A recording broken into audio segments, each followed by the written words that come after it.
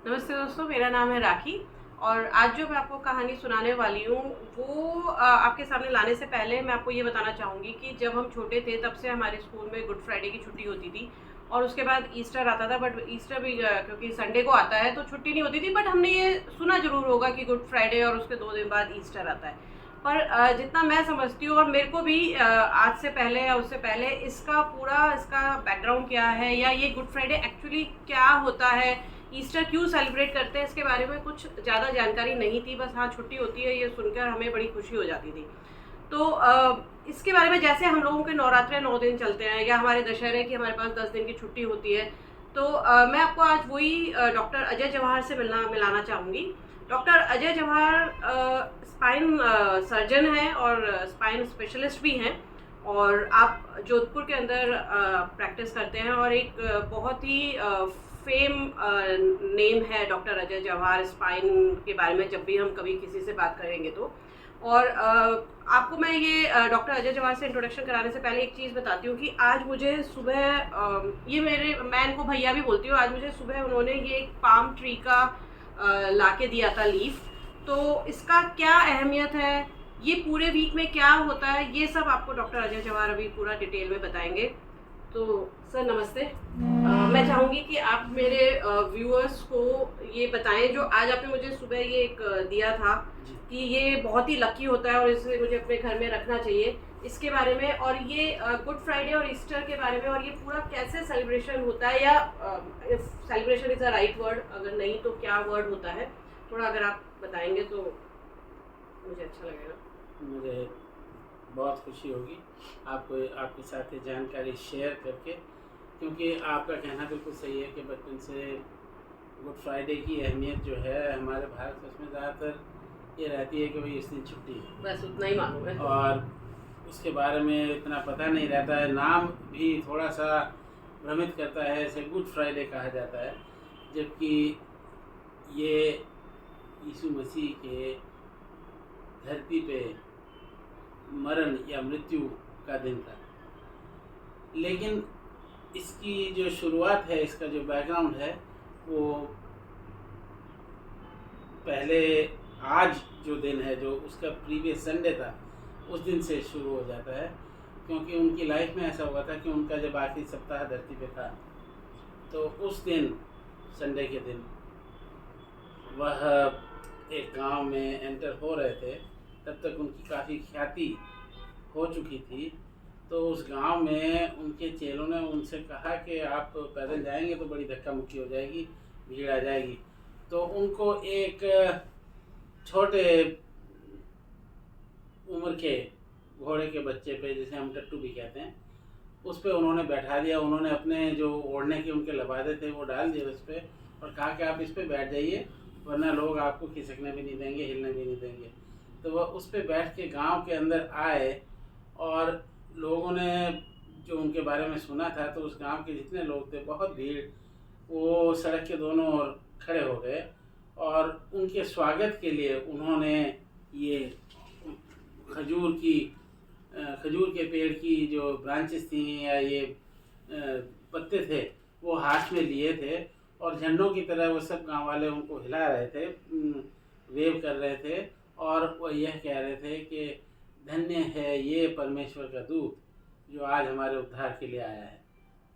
तो इसको palm Sunday इसलिए कहा जाता है कि वो पाम की ब्रांचेस थी। पाम पता नहीं हिंदी में खजूर कहते हैं, जो भी कहते हैं, और वो पाम की ब्रांचेस थी। तो इस संडे का ईसाई धर्म में सेलिब्रेशन जो है वो पाम संडे सेलिब्रेशन कहलाता है, जहाँ हम वो जो जुलूस उस समय उन गाँव वालों ने निकाला था उसकी थोड़ी सी पुनरावृत्ति करते हैं। तो ईस्टर से जस्ट पहले वाले संडे को हम पाम संडे कहते हैं। और इसका इम्पोर्टेंस ये है कि ये देखिए कि जब यीशु ने इतना आदर सत्कार अपना देखा, तो इस आदर सत्कार का और उनका स्वागत देखकर उनको ये पूर्व अनुभव हो गया कि अब मेरी मृत्यु निकट है। तो आप देखिए कितनी कितनी कितनी ईश्वर के विधान में कितनी विचित्र ये बात है कि जिस दिन सबसे अधिक सम्मान उनको मिला, उस दिन उनको अपने अंदर पूर्वानुमान हो गया कि अब मेरी मृत्यु निकट है। और उसके बाद में गुड फ्राइडे को उनकी मृत्यु हुई। उससे पहले जो थर्सडे आता है, जिसको हम होली थर्सडे या पवित्र गुरुवार कहते हैं, उस दिन वो अपने चेलों के साथ आखिरी बार रात का खाना खाने बैठे थे और उनको कुछ उपदेश दिया था और उनको कहा था कि आज ये मेरा पृथ्वी पर भी और तुम लोगों के साथ भी आखिरी भोजन है। तो आप जो ये बता रहे हैं कि थर्सडे को हुआ था, क्या ये वही दिन था जिस दिन इन्होंने जूडस के बारे में जी, भी जी, बताया? जी। उन्होंने उस दिन ही, उनको सब चीज़ का पूर्वानुमान था, पूर्वाभास था, और उन्होंने सब चीज़ें थोड़ा बहुत घुमा फिरा के पहेलियों में, बजाय सीधे ये कहने के कि ये इंसान है जो मुझे पकड़वाएगा, क्योंकि उनको ये पता था कि ये तो होना ही है। अगर वो इस तरह का कुछ कह देते तो वो जो पकड़वाने वाला था उसी को लोग पकड़ के पीट देते या हो सकता मार देते या वो डर के मारे भाग जाता। उन्होंने खुल के कुछ नहीं हाँ, कहा। पर वो ऐसा होने नहीं देना चाह रहे थे, तो वो उन्होंने ये भी जता दिया कि उनको पता है क्या होने वाला है और कौन करेगा, लेकिन फिर भी वो उसे होने देना चाह रहे हैं क्योंकि ईश्वर की मर्जी यही है। तो लास्ट सपर जो हम लास्ट सपर सुनते आए हैं, दैट वाज ऑन थर्सडे को लास्ट सपर था, जब उन्होंने लास्ट सपर डिनर को बोलते हैं, तो लास्ट सपर ऑब्वियसली उन्होंने कहा कि आज मेरा आखिरी भोज है तुम्हारे साथ और अब मैं तुमसे विदा लेता हूँ। और उन्होंने एक तरह से विदाई स्पीच भी उनको दी अपने चेलों को, और उसके बाद से वो अपने किसी चेले से कभी नहीं मिल पाए।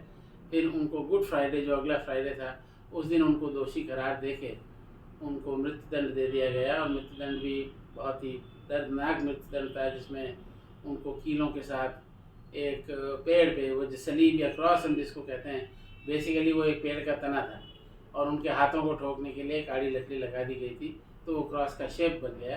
तो बेसिकली वो पेड़ का तना था, तो एक पेड़ में उनको ठोक दिया गया हाथों पाँव कीलों से, और उसके बाद में स्लोली उनको मरने दिया गया वहाँ। इसमें मेडिकली भी मैं एज अ डॉक्टर आपको बता दूं कि इसमें जो डेथ होती है बहुत स्लो और पेनफुल होती, क्योंकि आपका शरीर आपको नीचे खींचता है ग्रेविटी से, और आप ऊपर लटके हुए और सिर्फ आपके हाथ और पाँव में कीलें लगी हुई हैं, तो वो नीचे खींचने से धीरे धीरे धीरे धीरे धीरे दम घुट के आप मरते हो। 2-3 घंटे लगते हैं और आप दम घुट घुट कर मरते हैं। एक एक सांस के लिए आप स्ट्रगल करते हैं, ऐसा जैसे कि हो सकता है डूबने वाले को या कभी किसी को फांसी पर लटकाना। फांसी में तो तुरंत ही डेथ हो जाती है, इसमें बहुत मुश्किल से पेनफुल डेथ होती है। तो गुड फ्राइडे को उनकी मृत्यु हुई, लेकिन उसे गुड इसलिए कहा जाता है कि ईसाई धर्म में ये मानना है कि उन्होंने मृत्यु को चुना ताकि हम सब के पाप क्षमा हो सकें। तो बेसिकली ये है कि किसी और के पाप की सज़ा या गुनाह की सज़ा अगर आपने भुगत ली तो उसका गुनाह तो माफ़ हो गया, तो छूट गया बिना सज़ा पाए।